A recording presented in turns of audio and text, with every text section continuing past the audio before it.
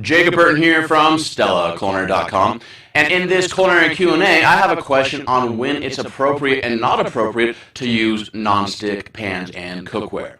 So James W. from Dutton, Michigan writes, I don't often see professional chefs using nonstick pans, probably because of the heavy use one would get, resulting in more scratches and throwaways. However, for the home cook, do you have suggestions as to when to use a nonstick pan versus an all-metal pan? I have high-quality pans and can't seem to get the food I cook not to stick. Is there a video that addresses this? Well, yes, there's a video now. I'm creating it. So thank you so much for your question. Now, people need to realize that nonstick pans are just one of the it just plays one small part in your arsenal of tools that are available to you as a chef or a cook.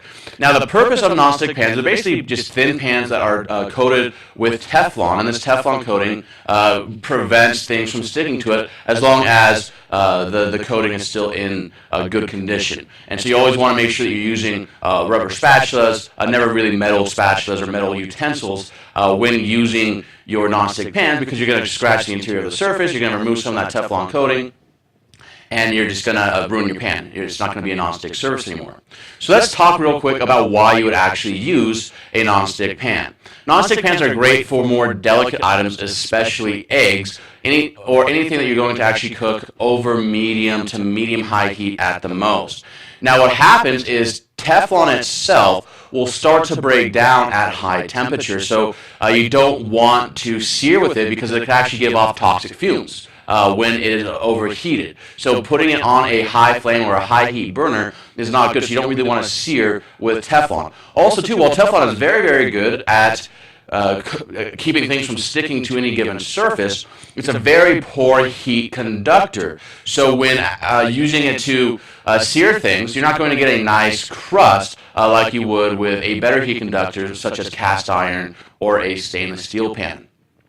Now, the reason why a lot of times you have issues with sticking in your stainless steel pans or your cast iron pans is because they can be thin, right? So you always want to make sure you're using a heavy bottom pan, and you'll see a nice thick layer on the bottom of these pans. And if you watch any video that I use, or any video on Stella Culinary where I'm using a stainless steel saute pan, you'll see that nice little cap on the bottom of the pan. And what happens is that it gives extra heat retention. And so you can place the pan dry onto your stovetop, and you charge that with heat. And because it has that extra heat retention, there's not going to be as many cool spots or hot spots when an item is placed into the pan. It's going to retain its heat very well. Now, cast iron pans are kind of like the king of heat retention, which makes them great for searing, especially things like steaks or anything where you want to transfer a lot of heat really, really quickly. Now, cast iron pans were actually the original non-stick pans before Teflon was invented, and it used to be that these cast iron pans were kept separate from all the other pans, and these were used for cooking eggs in restaurants, because once you build up a nice seasoned coating for your cast iron pan, it's going to have a relatively non-stick surface. Now, some of the biggest issues I see with why items will stick to regular stainless steel saute pans is usually twofold. Number one is that the pan is not charged with enough heat before it is used. So you want to charge the pan dry, and when I say charge, it means just place it over a high flame. This is assuming you're going to be sauteing or searing something or some form of high heat stovetop cooking. And what's going to happen is there's pores on the surface of your pan, in that metal, and these pores will start to open and close while the temperature of the pan is coming up. Now, once the pan gets nice and hot, usually around 350 to 400 degrees Fahrenheit, those pores are going to start to close on you, and they're going to stay shut while that heat is maintained.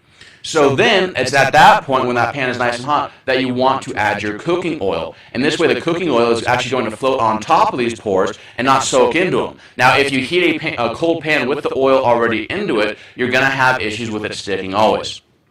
Now also too, don't be afraid of your cooking fat. You want to use enough to really coat the bottom of the pan, because it's going to be this fat that not only serves as a barrier between the item that you're cooking, but also fat is a really good heat transfer, right? So what happens when you place an item in a dry pan and you just lay it flat, the surface on a microscopic level of any item that you're searing, even if it looks flat, has all sorts of dips and valleys and pockets in it.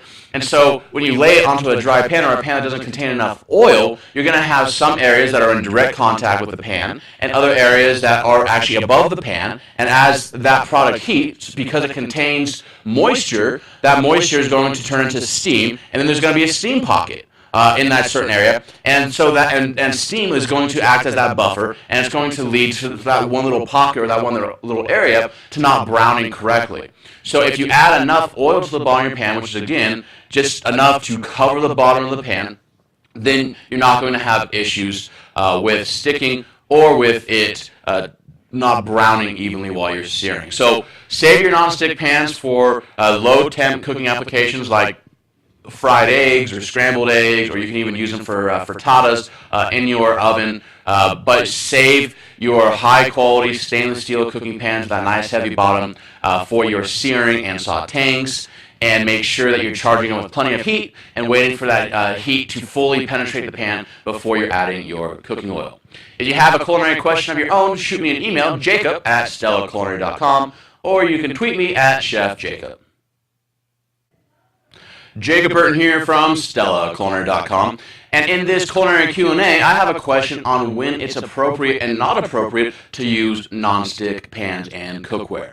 So James W. from Dutton, Michigan writes, I don't often see professional chefs using nonstick pans, probably because of the heavy use one would get, resulting in more scratches and throwaways. However, for the home cook, do you have suggestions as to when to use a nonstick pan versus an all-metal pan? I have high-quality pans and can't seem to get the food I cook not to stick. Is there a video that addresses this? Well, yes, there's a video now. I'm creating it. So thank you so much